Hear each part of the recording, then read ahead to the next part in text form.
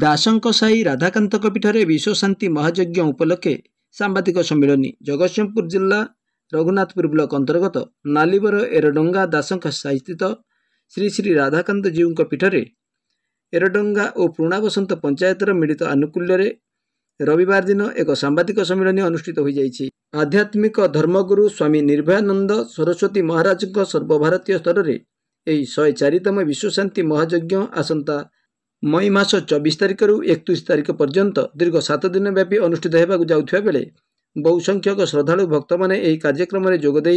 विश्व शांति मैत्री और संहति प्रतिष्ठा करिबारे सक्रिय अंशग्रहण करने सांबादिक सम्मिलन में महायज्ञ परिचालना कमिटीर कर्मकर्ता माने आह्वान दे आसंता 24 तारिख में अंकुरार्पण 25 तारिख में कलश शोभायात्रा और अग्निस्थापन 28 तारिख दिन उत्कल पीठाधीश जगतगुरु अरूपानंद महाराज आध्यात्मिक प्रवचन प्रतिदिन स्वामी निर्भयानंद महाराज दिव्य प्रवचन सहित बहु साधु सन्त और महात्मा मान द्वारा आशीर्वचन प्रदान करने कार्यक्रम स्थिर होइतिबा सूचना दी जाइथिला। एही कार्यक्रम में नृत्य संगीत भजन समारोह एवं अन्यान्य कार्यक्रम अनुष्ठित हेबो बोली आयोजक माने सूचना देइथिले। एथिरे महायज्ञ परिचालना कमिटीर सभापति अमूल्य कुमार दास, संपादक निरंजन महांती, कोषाध्यक्ष नृसिंहचरण दास, पीठ अधिकारी हरेकृष्ण दास समेत रवींद्रनाथ दास, नारायण दास, सरोजकांत त्रिपाठी, निरंजन नायक, स्वाधीन चौधरी, प्रमोद कुमार दास, धर्मानंद सेठी,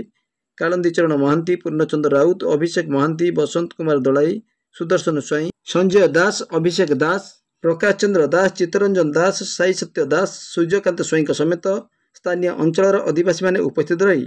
निज निजर सुचिंत मतामत उपस्थापन करथिले। Report star news Odia. सम्मेलन डाकिचे जो कार्यक्रम होची विश्व शांति 24 मे रु 31 मे पर्यंत जी कि 100तम पुरातन बहुत पुरातन मंदिर राधाकांत निर्देश क्रमे यहाँ केमती प्रचार प्रसार हम ये समग्र अंचल लोक ये आसवे आमर यज्ञ अंशग्रहण करेंगे से आम ये सामाजिक सम्मेलन डाकिଛୁ। कार्यक्रम आमर कार्यक्रम प्रथम आरंभ हो 24 मे रु 25 तारिख आमर कलश यात्रा, 31 तारिख आमर पूर्णाहुति कार्यक्रम रखा जाइछि। एही मध्य आमर 7 दिन जो कार्यक्रम अछि आदरे प्रतिदिन आमर सांस्कृतिक कार्यक्रम रही भजन संध्या ता सहित आमर विभिन्न लोक जो ज्ञानी लोक आसी आमको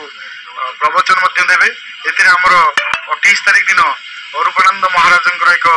प्रवचन कार्यक्रम स्थिर करा जाइछि से एटा आसीबे एवं प्रतिदिन संध्या रे आमर मार्गदर्शक निर्भयानंद सरस्वती जी मध्य आमको प्रवचन देवे एवं एथिरे हजार हजार लोक एथिरे अंशग्रहण करेंगे एवं सबुदिन आमर एटी अन्न प्रसाद व्यवस्था कराई। विश्व शांति महायज्ञ सांबादिक सम्मेलन डका जाती मु सर्वप्रथम वार्ता देवी नरपी नारायण मानक मु प्रथम नमस्कार करछि एवं प्रभु राधाकांत ठाकुर कृपा आशीष लाभ हो तेणु ठाकुर पाखे ये प्रार्थना करुच्ची एवं समस्त को निमंत्रण करुच्ची समस्ते यही 24 तारिख रु मे मास 24 रु 31 तारिख पर्यटन यज्ञ एरडंगा ग्राम दासम साइठारे यज्ञ एक विश्व शांति महायज्ञ आपण मैंने उपस्थित रुहतु। स्वामी निर्भयानंद दास तत्वावधान जगत प्रभु राधाकांत निर्देश क्रमे एक विश्व शांति महायज्ञ अनुष्ठित होगा।